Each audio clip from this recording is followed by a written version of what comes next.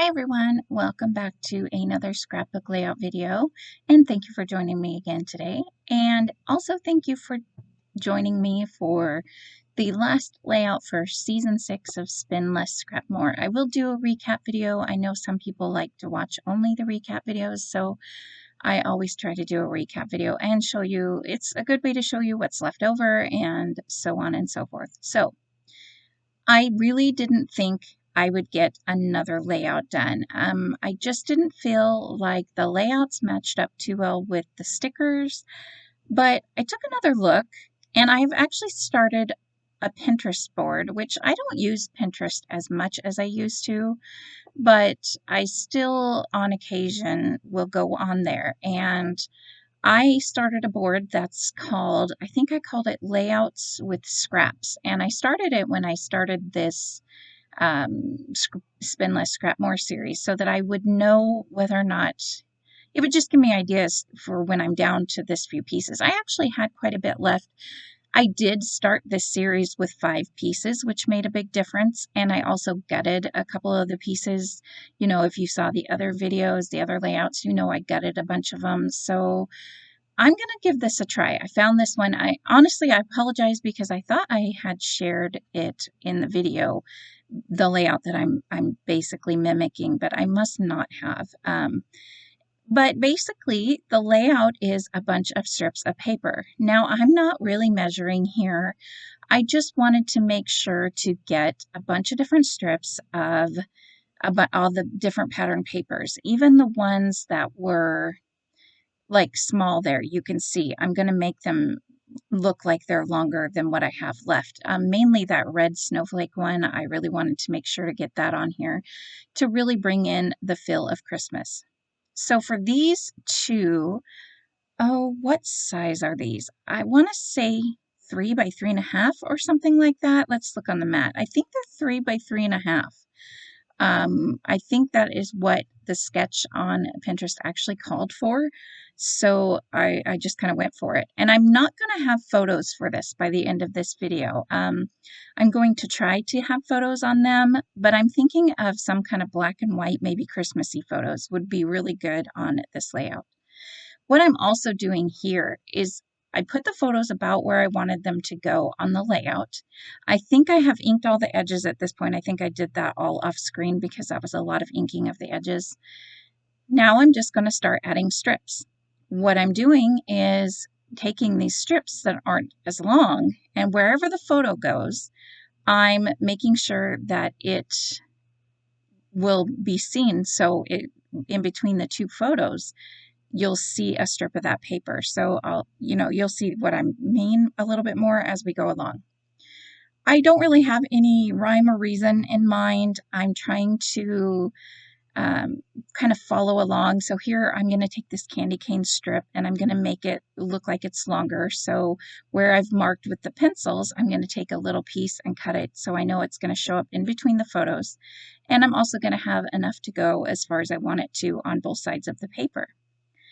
Now I'm going to, what I'm doing with this, what I started to say a moment ago was I'm making sure they're different widths. I didn't want the same width on any of them. I'm not really measuring how far apart they are from each other as far as up and down the height goes. My layout is currently sideways, so this is not how it's going to go, just so you know.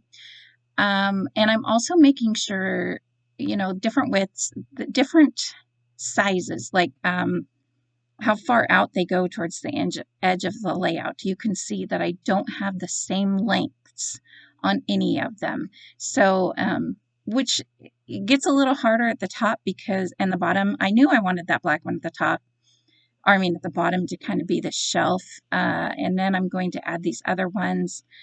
But after the top of the photos, I can't cut the strips of paper, so I kind of have to play around. So here I'm going to bring in one of the photo mats and just see. I had 2 photos in mind when I was doing this layout, but I tried them afterwards and they were not black and white photos, which they don't have to be, but the photos they had kind of a bluish tint to them, and I just felt like they didn't look very good with this layout or the colors in this layout. So there is my strips. Super simple at this point.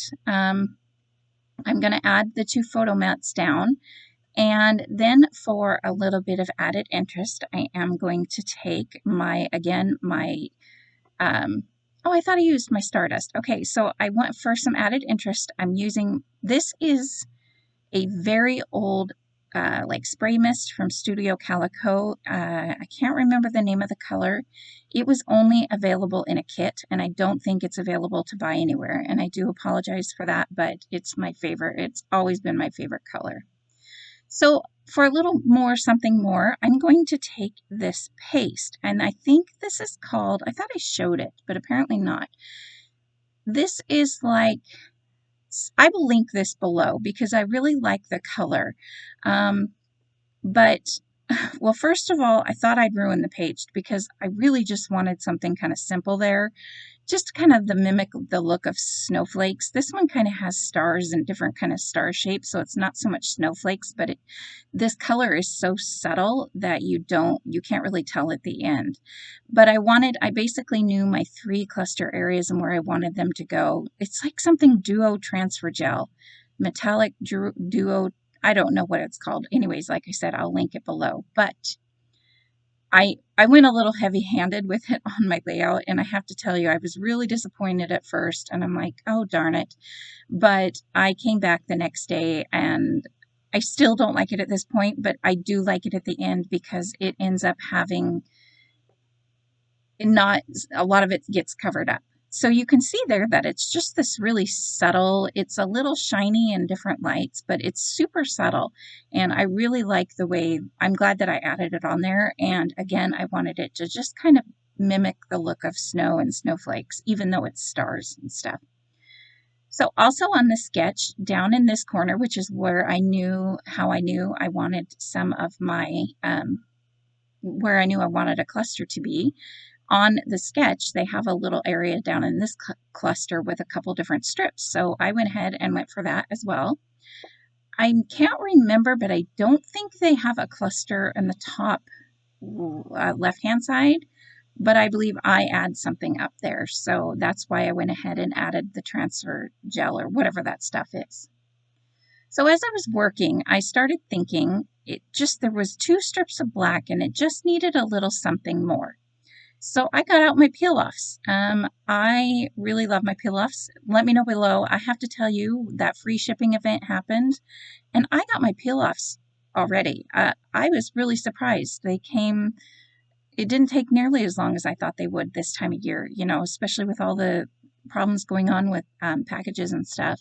So I was really surprised. Well, let me know below if you ordered some of the peel-offs when she had the free shipping and if you've received your package yet or not. So I'm using the Sway peel-offs in the black color. I don't know the exact black color name. I'm going to mark them all down. That's on my to-do list. I just haven't yet. Now, the only thing I wish is that I would have thought to do this before I put down that paste, but it's really okay. I mean, on the right-hand side, you can kind of see the peel-off is a little bumpy and kind of a little tiny bit wonky, but I'm just going to go with the flow. So I'm going to add 2 different strips of these, and you can see I'm cutting down the strips and making them look like they're longer strips, but without wasting a bunch of them. And I'm even putting them in the middle so that they look like they go the entire length. And then I'm going to finish off. And again, with these, I'm making sure they are different lengths across as the pattern paper strips. So I thought about adding this last one on there underneath. I kind of wanted to add it on the top, but I knew I probably wouldn't like it up there. So I just decided to add a little strip down here, and that kind of leaves it with 3, so it turns out okay. And I save my little, if you have these, you can put back, I was having a little bit of trouble with that one because it's the first time I've ever used it. So there's not as much room to put the peel off back on. But you can put those stickers back on that sticker sheet and save them and use them for especially something like this where you just need a little piece. So because there's not very many stickers left, it's not too much trouble figuring out my clusters and what I want where. So this is going to make a perfect title piece. And I like this one because I feel like it's generic enough that, you know, just is Santa Claus to come into town. So I could use photos of Santa, or I could use photos of anything really Christmas related, and it would work. So there was also this little wagon of toys, which I really liked too. I really wanted to use this up, which is another reason when I was looking at the sticker sheet, I thought I had used up more of the stickers than I had. So with all these ones left over, I really wanted to get them used up. Now, the other thing I'm doing, which I don't know how well you can see in the video, is just for some more interest, I'm taking some silver thread. I got this silver, it was silver and gold from Stampin' Up! Years ago, and I never remember to use it very often, but all I do is kind of wind it up, not even really specific in any kind of pattern, and I tuck it behind the clusters and kind of glue it down. Sometimes I put glue dots down before I put down the element, and I put it on the glue dots, or like you could see with that wagon, I had the foam tape on there and I just kind of pushed it onto the foam tape and then put the wagon down and made it work. Part of the reason I did that was because I knew I had this ornament and I wanted to hang this ornament from the silver string. It's just some kind of thread. So I really liked the look of that, and I feel like it goes really well with the papers. So I just took a strand and I'm going to kind of loop it over the top to make it look like it's holding up the ornament. So that is what you're going to see me do here. And that background paper was in my red like pattern paper scraps area. It's not a scrap, it's a full 12 by 12, but I also wanted to mat, in case you didn't notice, I probably didn't say anything, but I have matted the entire layout on that paper, and it's the same red color as the red. It's fairly similar. It is an old Creating Keepsakes paper from an old Creating Keepsakes kit from a very long time ago. So if you're wondering about that, I don't think it's probably available anymore either. But the color worked perfectly. So now what I'm doing is I'm taking that thread and I'm making a double bow to go on the top of the ornament, which I really like. So I'm just going to dab a little bit of glue, and I'm going to put down the thread on top of that glue. First, I'm going to pop up that part of the ornament. That was the only part of the ornament that I didn't put any foam tape behind, which I wasn't even thinking. So just tucking a little piece of the foam tape behind there so that when I put the thread on here, I can put my acrylic stamping block on top, I think is what I do, and that holds it down. And so either that or maybe I just left it there to dry. But see that now that brings in the silver. Sorry if you can hear my kids in the background, but you guys know it's that year, so it's still 2020. I'm even going to use up the rest of this bow sticker. Well, I mean, most of it anyways, but normally I would think that would look really stupid up there, but I kind of really liked that. And I kind of cut the right hand side. If you looked close enough, you might be able to notice that it's kind of cut a little wonky, but it kind of looks like it's just naturally that way. So I really like how that looked up there. And I got that flat snowman down there in the cluster. I wasn't thinking I was going to be able to use him, but he tucked in there pretty well. And I am sorry, I'm out of the screen. I did try to zoom in since this was just a single page. I zoomed in for this layout a little bit more than I usually am, since it was the single page. Now here, again, these are from the Christmas section in my binders, which I am planning to do a video about. I will do a video. No, there is not a video already made, but I will be doing one. And I just pulled off some of these. These are simple stories, I believe, from a long time ago. They came on the alphabet sheet that the simple stories had alphabets and the bottom would be some words. So that's where a lot of those are from, just so you know.